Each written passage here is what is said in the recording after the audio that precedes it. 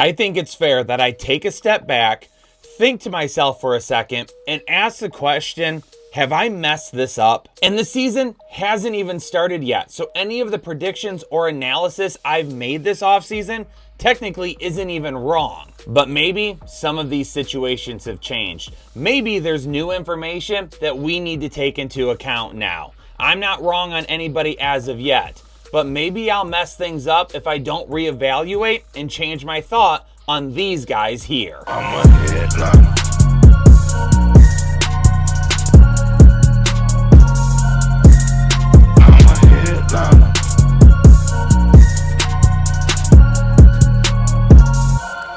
Yo, Headliner Nation, today's video, I'm going to be taking a look at several players that I've had some question marks about this offseason and really haven't been that high on them. And we're going to evaluate whether or not I need to change my mind before it's too late and I mess up my takes on all these players. What has changed for these guys? What new information has developed that should allow us to start looking at them a little bit deeper and change our thought process that we've had so far? And the first guy that I'm asking myself about is Alvin Kamara. And I know Jake has been way higher on Kamara than I have this offseason, but maybe I do need to evaluate where Kamara currently stands. Right now, his ADP is 47 overall, and he's the RB 17 in drafts. And honestly, that's not all that bad. But really, the big kicker here for me is Kendre Miller. I'm a big fan of Kendre Miller. I do think he can be successful in the NFL, but he's injured again. And last year he was slowly worked back after suffering a knee injury in the college football playoff semifinals against Michigan. So that hampered what he could do all offseason and even when he began training camp. But New Orleans still used a third-round pick on him. But now he's hurt yet again, and he hasn't been able to do a whole lot in training camp so far. And even Dennis Allen has had some not so encouraging words about Kendre Miller, basically firing shots saying, hey, he needs to stay on the field if he wants to have a spot on this team. So if Kendre Miller ends up being out of the picture, I'm not worried about Jamal Williams. Kendre Miller, to me, was the guy that would take the number 2 role and even threaten Alvin Kamara for some touches on the ground. Because Alvin Kamara the last couple of years has not been very good efficiency-wise. In fact, his efficiency numbers continue to drop every single year he's in the NFL. He's got a lot of touches and a lot of mileage, and even though it feels like Kamara was just drafted, he's been in the league for several years already. So when we're taking a look at the mileage on him, is it starting to catch up to him, or is it just the fact that he didn't have Drew Brees the last couple of years? But how many running backs in front of Alvin Kamara are we willing to move him up right now? Because there's still some really solid options in the RB2 range.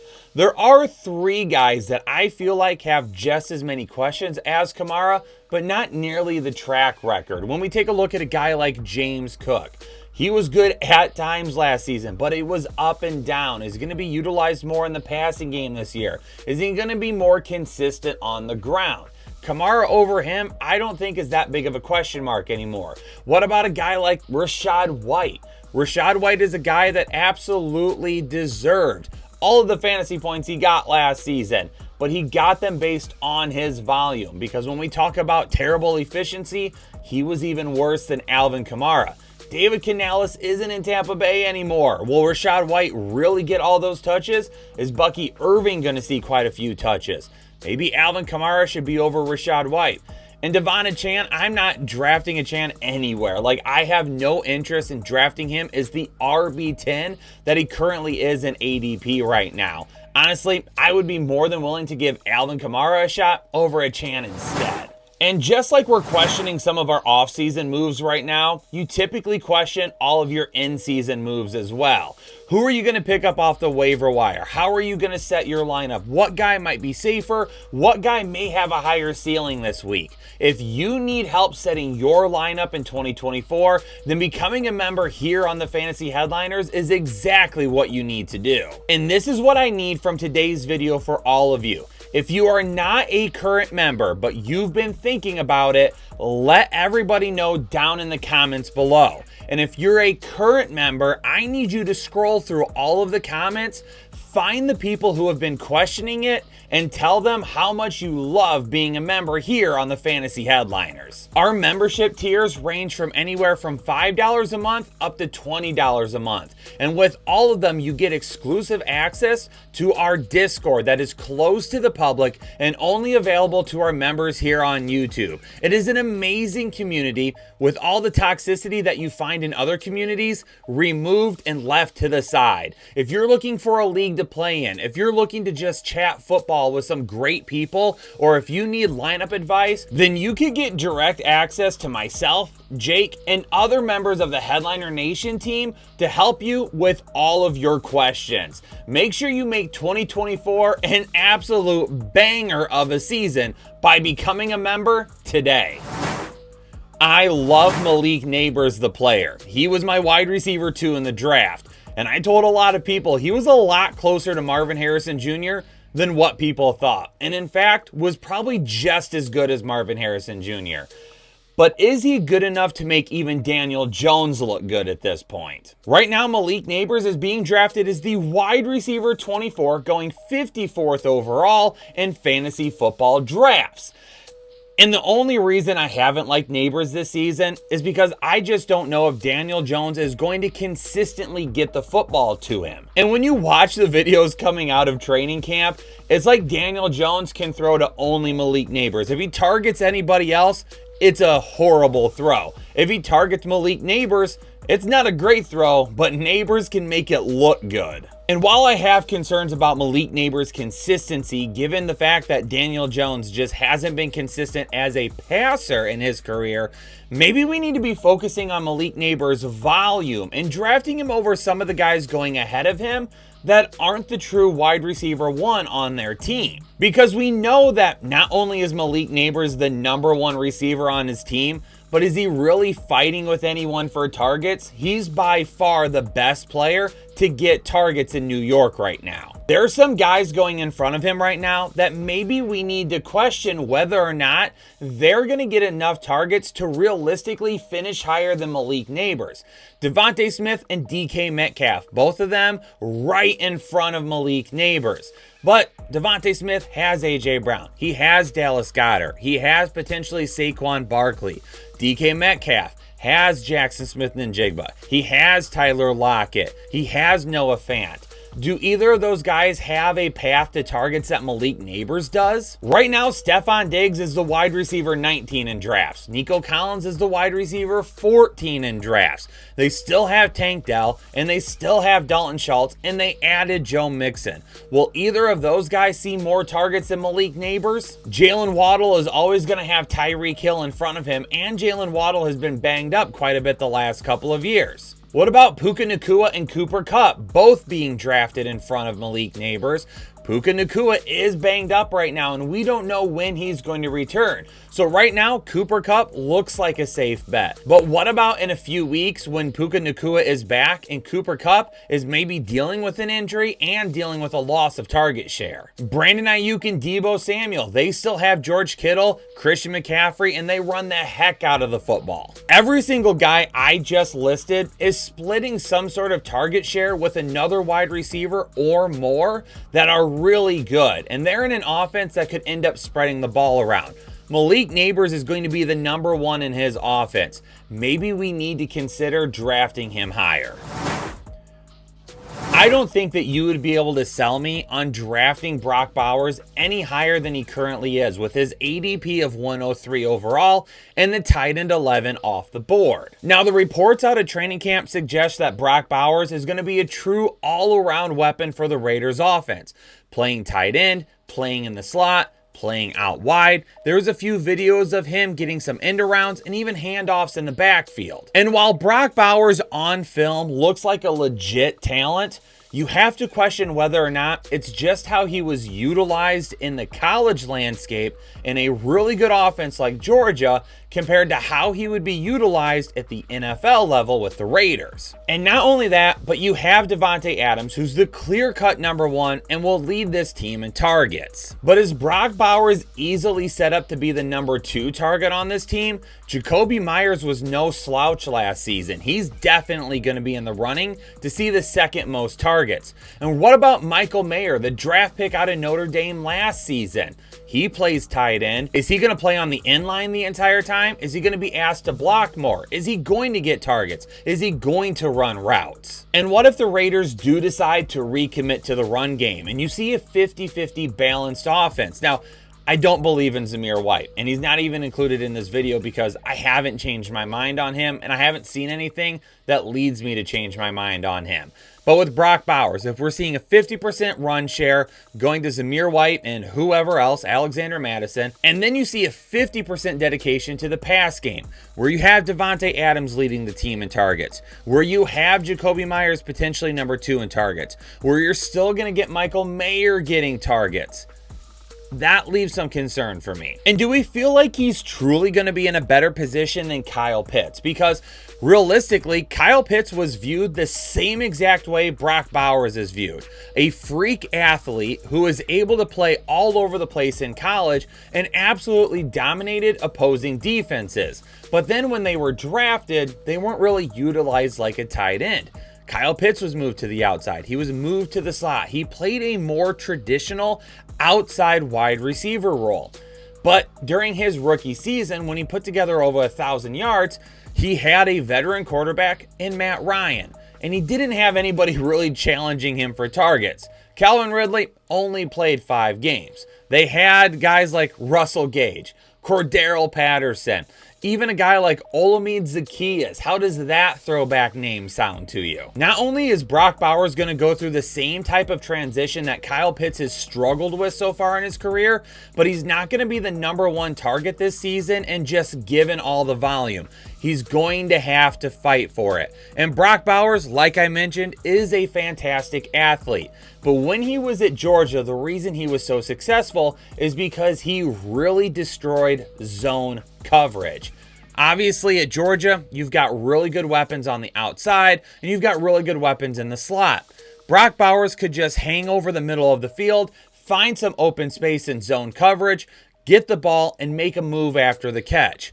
At the NFL level, he's going to find himself matched one-on-one with defenders a lot more often. And defenders at the NFL level are way different than defenders at the college level. But when you take a look at the guys being drafted right in front of him, do we feel like he's going to have a better year than like a David Njoku? Is he going to have a better year than a Jake Ferguson?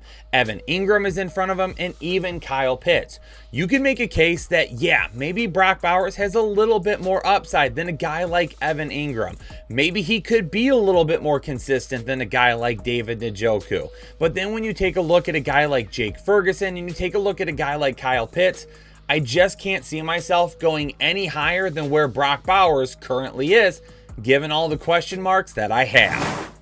When it comes to the wide receiver position, 1A and 1B, Tyreek Hill and CeeDee Lamb. But there is a big question mark on the few guys that are just after that, and Ja'Marr Chase finds himself in those questions, currently as the wide receiver 4, being drafted at 6.3 overall. Now, before we talk about the wide receivers around Ja'Marr Chase, let's just talk about Ja'Marr Chase himself. Should we be more worried about Joe Burrow's wrist? Do we feel like he's going to be 100%? And not just 100%, but being able to lead a high-powered passing offense with no issues whatsoever. We haven't seen it as of yet, and I think we need to before we get too excited about what Ja'Marr Chase could do this season. And yeah, Tyler Boyd is gone, which could end up leading to more targets. And how often is T. Higgins realistically going to play? We know he gets banged up from time to time, and we don't know if he's going to push through it this year or he's going to sit a little bit longer than normal because he wants that new contract and he doesn't want to get hurt. The run game may even be a little bit of a question mark this year with no Joe Mixon. We love Chase Brown here at the Fantasy Headliners.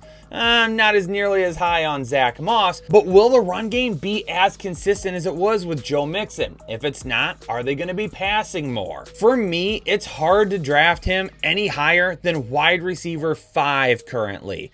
Already mentioned, Tyreek Hill and CeeDee Lamb are at the very top. There is no way that I am drafting Ja'Marr Chase over Amon-Ra St. Brown. St. Brown is my wide receiver 3 right now, and maybe the safest wide receiver in all of football, even if he lacks some of the upside that Ja'Marr Chase does. Ja'Marr Chase is going to win you some weeks, but Amon-Ra St. Brown isn't going to lose you any weeks either. Yeah, there's some question marks with Justin Jefferson at the quarterback position, but JJ McCarthy and Sam Darnold both have looked really good in training camp so far, and I think they're going to be able to get the ball to Justin Jefferson consistently with no issues. So even though we may flip back and forth on Justin Jefferson and Ja'Marr Chase, I can't really see myself drafting any of the guys that are going after Ja'Marr Chase. So where I currently have them ranked, I feel really good about. I'll take Ja'Marr Chase over an A.J. Brown. But maybe we should talk a little bit about Garrett Wilson and Marvin Harrison Jr. Both elite playmakers, both the number one option in their offense, both with veteran quarterbacks.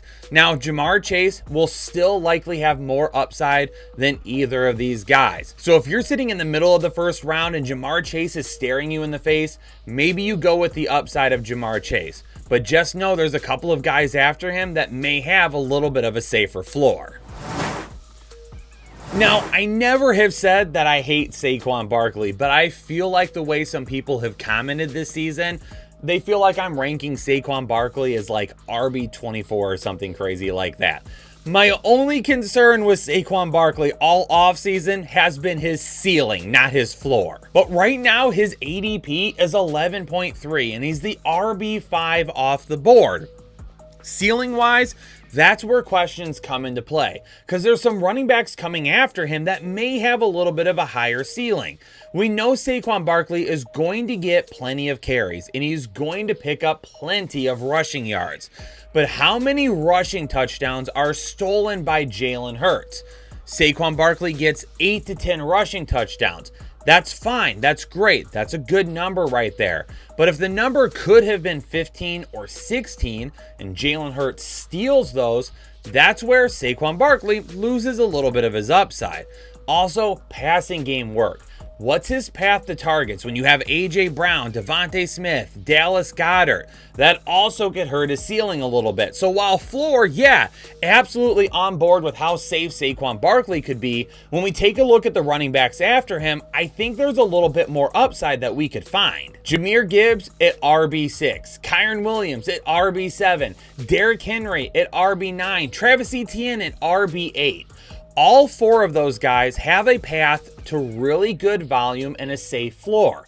But all 4 of those guys don't have some of the same question marks in front of them that Saquon Barkley has, meaning they could end up having a bigger upside. And before you question Jahmyr Gibbs because he's not the number 1 running back on his team, just remember in the back half of last season, Jahmyr Gibbs was a top 5 running back and had multiple top 3 finishes at the second half of last season, while David Montgomery was still a top 14 running back the entire way.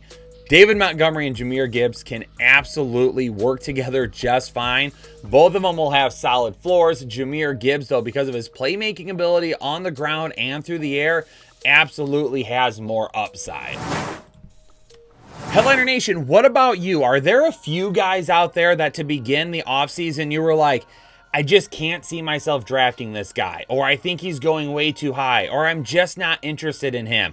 And now as we've progressed and into training camp, have you changed your mind? Do you think there's a few guys that you should be reevaluating a little bit? Let me know down in the comments below so we can figure out what other guys we may need to be questioning right now. And if you're new here to the channel, you need to subscribe, you need to like the video, and turn on the bell notifications. So anytime we go live or drop new content, you'll know about it right away. And there's something like 30% of our viewers that watch our videos on a continuous basis that have never subscribed. What are you doing out there? If you're not subscribed and you're watching, I need you to subscribe right now. But Headliner Nation, I'm gonna call it there. Appreciate everybody tuning in. Stay safe, stay healthy, and keep counting down the days until kickoff of week 1. Headliner Nation, I'll see y'all on the next episode of the fantasy headliners. Analytics off the chain, other channels not the same. Jake and Kyle, you know the name. Headliner Nation, we running the game.